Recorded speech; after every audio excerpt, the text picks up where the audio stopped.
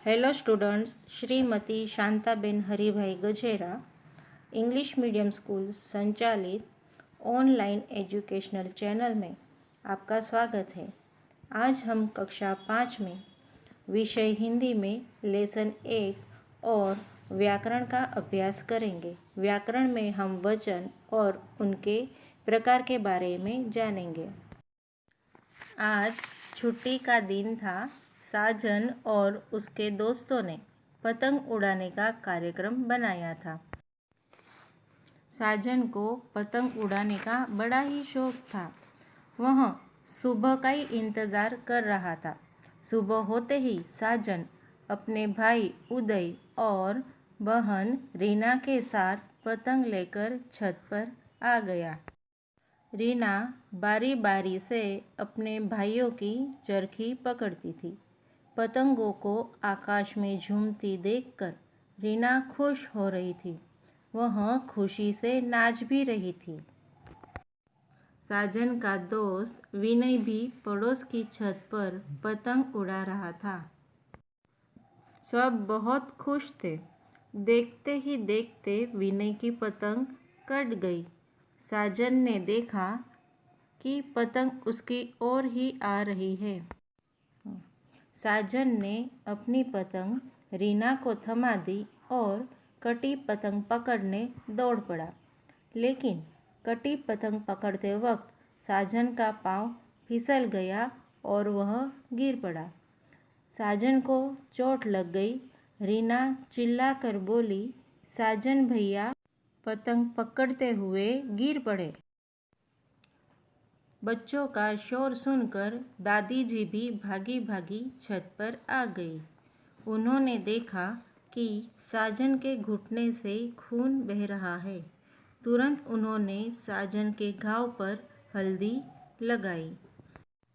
शाम को जब बच्चों के माता पिता घर लौटे तो रीना ने सुबह की बात बता दी।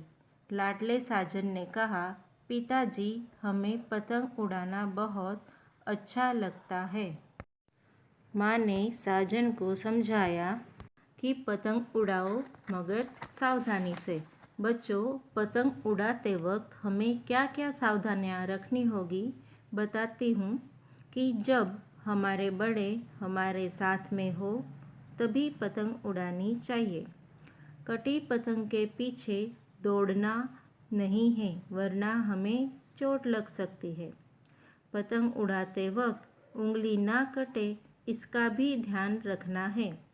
पतंग की डोरी से पक्षी भी घायल हो सकते हैं। इन सभी बातों का ध्यान रखकर पतंग उड़ानी चाहिए। साजन ने भी माँ से वादा किया कि अगली वक्त पतंग उड़ाते वक्त वह इन सब बातों का ध्यान रखेगा। माँ के समझाने के बाद पिताजी ने भी साजन को कहा कि आकाश में उड़ती पतंगों को देखकर बच्चे हमेशा जोश में आ जाते हैं, खास करके कटी पतंग को देखकर। दादाजी ने भी समझाया कि बेटा, पतंग उड़ाओ लेकिन किसी की कटी पतंग का पीछा मत करो। दादी जी ने कहा, चलो छत पर हम मिलकर पतंग उड़ाएंगे। सभी सुनकर बड़े खुश हो। सभी छत पर गए और सब ने पतंग उड़ाई। सब बहुत खुश थे। साजन ने भी पतंग उड़ाते वक्त सभी सावधानियों का बड़े ध्यान से पालन किया। बच्चों, आप भी जब पतंग उड़ाओ तो इन सभी चीज़ों का बहुत ध्यान रखना है। अब हम व्याकरण की जानकारी प्राप्त करते हैं।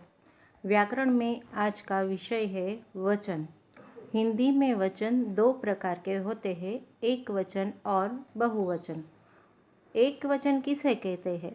जब किसी संज्ञा के एक होने का बोध होता हो उसे एक वचन कहते हैं। और बहुवचन किसे कहते हैं? जब किसी संज्ञा से एक से अधिक होने का बोध होता है उसे बहुवचन कहते हैं। उदाहरण के तौर पर लड़का एक वचन है तो लड़के ये बहुवचन है। नदी एक वचन, नदियाँ बहुवचन। चलो अब कुछ इसके नियम भी जान लेते हैं। आकारांत पुल्लिंग शब्दों में आ को निकाल के ए डालने से बहुवचन मिलता है। जैसे लड़का तो लड़के, पैसा पैसे, डब्बा डब्बे। दूसरा नियम है आकारांत स्त्रीलिंग शब्दों का अ निकालकर ए डालने से उनका बहुवचन मिलता है। जैसा सड़क सड़कें, आँख आँखें, बात बातें। आगे इकारांत स्त्रीलिंग शब्दों का ई निकाल के या जोड़ने से बहुवचन मिलता है। जैसे लड़की लड़कियाँ, इकाई इकाइयाँ, गली गलियाँ। पुल्लिंग के अकारांत आकारांत, इकारांत इकारांत, उकारांत और उकारांत शब्द बहुवचन में बदलते नहीं हैं। जैसे भ्राता भ्राता, बैल बैल, कवि कवि, मोती मोती, साधु साधु, चाकू चाकू।